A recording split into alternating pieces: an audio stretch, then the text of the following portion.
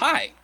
You might have noticed that I don't have any microphones pointing at me and I'm not carrying any instruments. It's because I'm trying something new this week. I decided to change up the content on this channel. I'm still going to be doing videos every week, but now I'm going to be peppering in some other things like video blogs, gear reviews, lyric videos. If you have any ideas, please let me know in the comments below. Partially, it's just because I wanted to change up the content and offer a wider variety of videos for people to check out, and also because I'm tired. It's a lot. It's a lot of practice prepping up these looping videos. I don't think you can see how much I'm actually sweating in those videos, but it's a lot, and it's worth it. And I love doing it. I'm going to continue to do it. I'm just going to maybe tone it down just a little bit. So I figured a good place to start was to introduce myself properly. So welcome to Mike 101. But is this real or am I?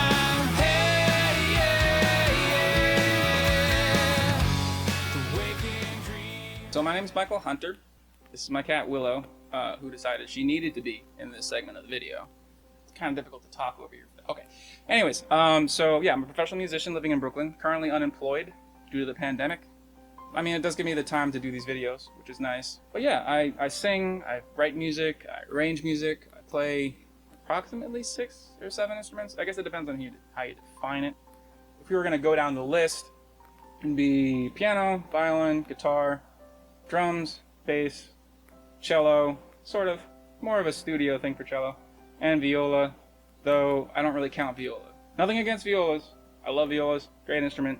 I'm not 100% fluent in the alto clef yet, so if someone was like, hey, play viola or you don't get this gig, I'd be like, no. But yeah, career highlights. So I've done a lot of stuff. I've toured the country. I've played thousands of shows for hundreds, thousands of people, no people. It's all part of being a musician, I guess. I performed at Carnegie Hall, the Apollo Theater, the Tonight Show. I played in 2 Broadway shows. I subbed on The Band's Visit, playing violin on stage, which was really cool.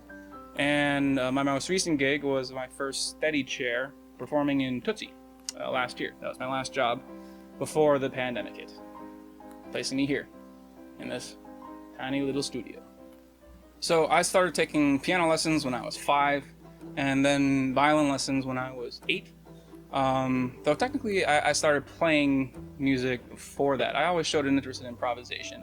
My parents would take my brother out for his piano or violin lesson. I would sneak up on our little upright Baldwin and improvise and compose when I was 3 or 4. I'm sure it was terrible, but I showed the interest in creativity very early on. But yeah, as I said, I was taking lessons in piano and violin in the classical style for most of my childhood. And I was good at it. It came relatively easy to me. I won competitions and prizes and stuff. As I mentioned in last week's video, do good. But I didn't really appreciate classical music enough. I didn't understand it at the time. I mostly did it because I was good at it and I liked being good at something. So when the time came to apply for colleges and decide what I wanted to do with my future, instead of looking into conservatories, I actually applied to go pre-med at Cornell University because I just didn't know that you could have a career in music that wasn't necessarily classical performance, conservatory practicing 8 hours a day. So I got to college and I was on the pre-med track, and I discovered very quickly that I should not become a doctor because I was really bad at it. I got really poor grades and I was distracted. I was distracted because I started delving into the non-classical musical world. My sister had come home with a guitar, or fall break, I think freshman year, and I decided that I was going to learn how to play Everlong on the guitar by the Foo Fighters, at least partially out of competitiveness with my sister, let's be honest. That sort of started me on this journey through college where I started learning guitar, I started learning how to sing and write songs, and I was really bad. I was really, really bad. I'm not just saying that. I remember there was one open mic where I was going up with my guitar to play my little song, and I overheard one of the girls in the front row being like, "Oh, Mike's coming up. Let's sneak out the back." Yeah, that was a little difficult to wrap my head around because I was so used to being good at stuff in the classical world. But I loved it though. I loved it, and so I kept doing it, and I got better at it, and I practiced, and a friend asked me to play drums in his band, so then I started playing drums. Eventually I switched over into the music major and started studying composition, and I realized that just because I wouldn't be a classical musician didn't mean that I wasn't going to be a musician. So when I got out of college, I decided to take a year and try to make it in a band. Just 1 year, that's all. That's all I was going to give it. Yeah, I played in a whole bunch of bands around the Ithaca area. I played in metal bands and hard rock bands and hip hop bands and folk bands, and I sang and I wrote and I played drums, and I had a really great time playing in all these different bands, but I couldn't pay the bills through music. These were all passion projects, which I really loved doing, but I was working in bars and restaurants and music stores.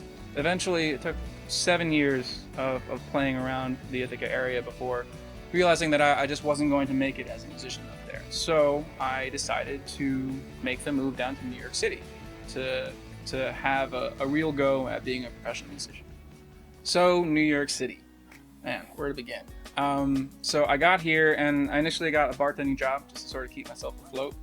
And I started combing through Craigslist. I started cold calling, auditioning, trying to get whatever gigs I could.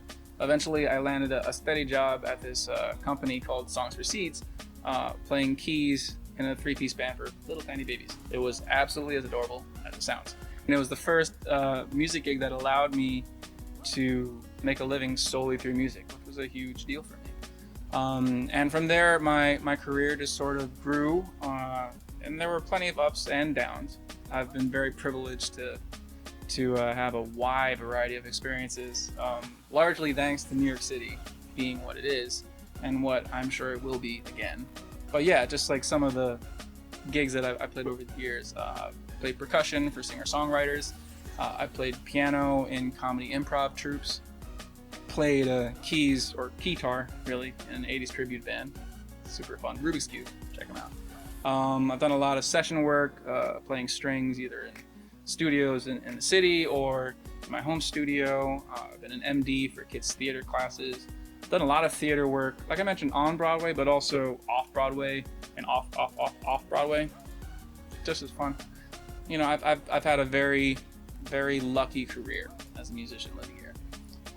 And through all that time, I always maintained a passion project. I always maintained some sort of original band, because for me, at least, that's the reason I got into music, that creativity and being able to express myself. That was a large part of what drew me to it.